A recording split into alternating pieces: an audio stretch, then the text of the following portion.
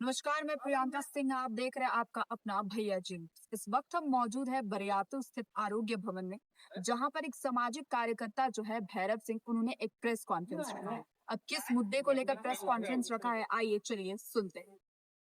श्रीमान जनता जी, सबसे पहले आप सभी बंधुओं को मैं धन्यवाद देना चाहता हूँ, नमन करना चाहता हूँ।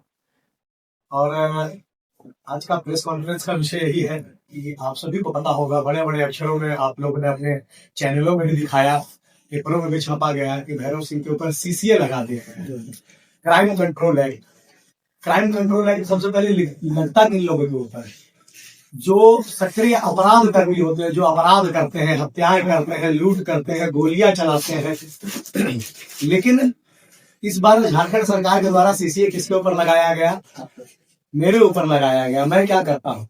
मैं आंदोलन करता हूँ, महिलाओं की सुरक्षा को लेकर के आवाज उठाता हूँ, बच्चों के रोजगार को लेकर के, युवाओं के रोजगार को लेकर के आवाज उठाता हूँ। समाज में बढ़ रहे जो अत्याचार है, जो अपराध है, जो महिलाओं के साथ बदसलूकी हो रही है, जो चैन स्नेचिंग हो रहा है, जो चोरी डकैती हो रहा है, और अपराध कर्मी खुले तौर पर रोड में और जो है गोलियों से फायर कर रहे हैं, इस प्रकार के अपराधियों के विरोध में विषय उठाने वाले व्यक्ति पे भी सीसीए लगा दिया जाता है।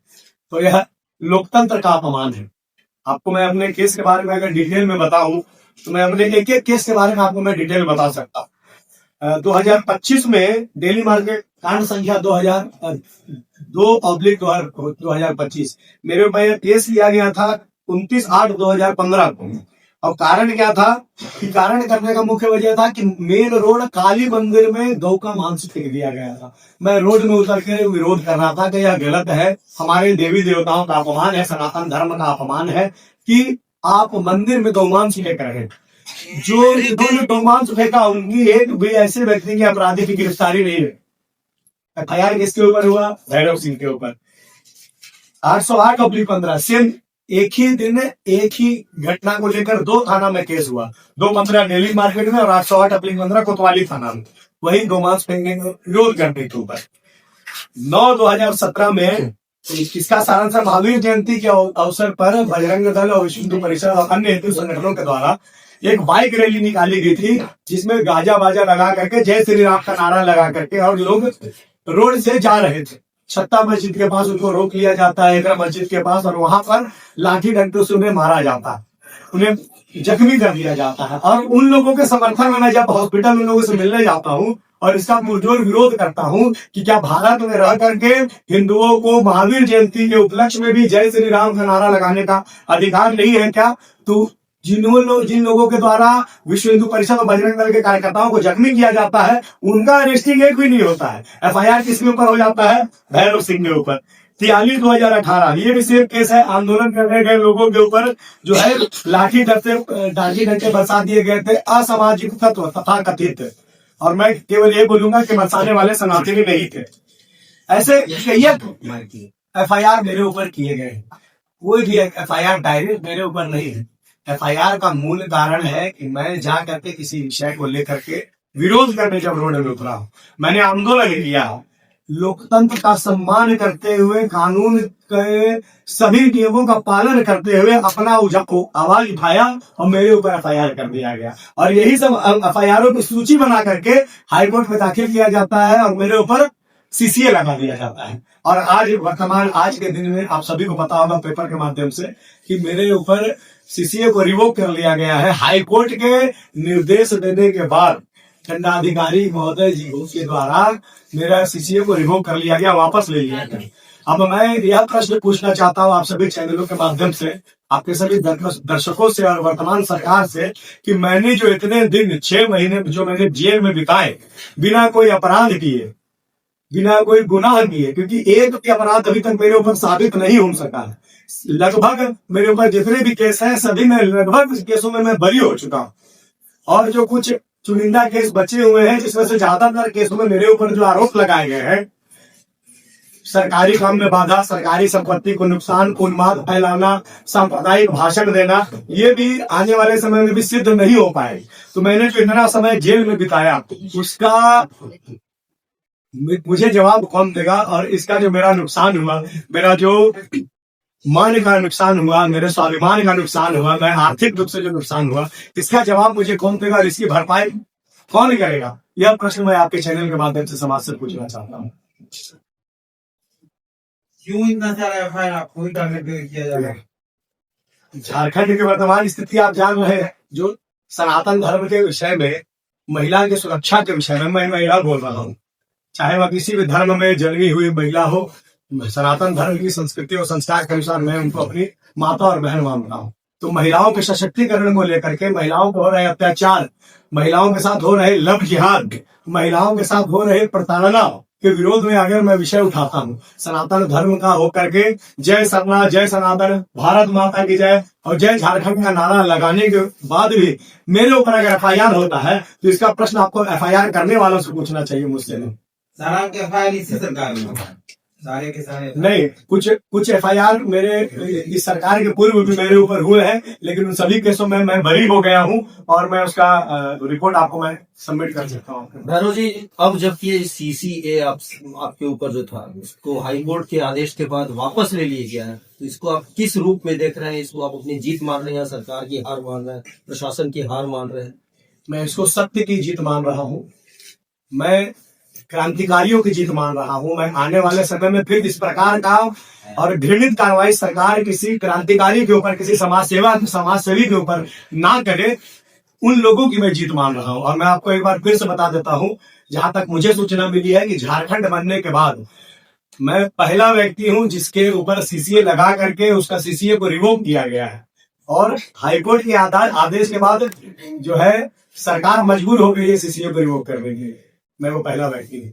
क्या लगता है कि आप बता रहे हैं कि आपके ऊपर 35 से 40 लगभग केस लग चुके हैं, तो क्यों आपको टारगेट किया था? आप ठीक, आप बोल रहे हैं कि आप उनसे पूछिए, लेकिन आपको क्या लगा? देखिए, झारखंड में वर्तमान झारखंड की डेमोग्राफी कैसे चेंज हो रही है आप समझ सकते हैं। चाहे वह संथाल परगना की बात हो, चाहे वह छोटा नागपुर की बात, पूरे छोटा नागपुर कलेक्ट्रेट की बात हो, चाहे वह रांची के अन्य ग्रामीण क्षेत्रों की बात हो, चाहे वह गोड्डा, पाकुड़, दुमका, देवघर, हजारीबाग जैसे क्षेत्रों की बात हो, जहां पर बांग्लादेशी रोहिंग्या भारी संख्या में और अवैध तरीके से घुस रहे हैं। और मैं जाकर के कार्यक्रम में हजारों लोगों के बीच में यह विषय उठाता हूं कि ऐसे बांग्लादेशी और रोहिंग्या यहाँ पर आ करके, यहाँ के जो स्थानीय लोग हैं, हमारे जो स्थानीय झारखंडी लोग हैं, जो गरीब लोग हैं, जो दहाड़ी मजदूरी का काम करते हैं, 300-400 रुपया में दिन भर अपना खून पसीना बहा करके और बहुत मुश्किल से अपना पेट भरते हैं, ऐसे लोगों का रोजगार छीनने का काम खोज कर रहे हैं। तो बांग्लादेशी और रोहिंग्या लोग आकर के कर रहे हैं। जो 300 रुपया में दिहाड़ी इन लोगों को मिलता है, झारखंडी मजदूरों को, वो 200 रुपया, 150 रुपया में उनका काम करके उनका रोजगार छीन ले रहे हैं। ऐसे लोगों को विरोध करते हुए मैं बोलता हूँ कि झारखंड में अगर काम करना है तो उसका पहला अधिकार हमारे लोगों का होना चाहिए। कोई बाहरी आकर के, कोई विदेश से आकर के अगर हमारा रोजगार छीने, तो उसको सरकार और प्रशासन को ऐसा कार्रवाई करना चाहिए कि उनको लाठी डंडे मार करके हमारे देश से, हमारे राज्य से बाहर खदेड़ना चाहिए। तो उनको तो खदेड़ना नहीं जाता, मेरे ऊपर एफआईआर हो जाता है। इसमें मेरी क्या गलती है? मैं तो स्थानीयता का विषय उठाता हूँ।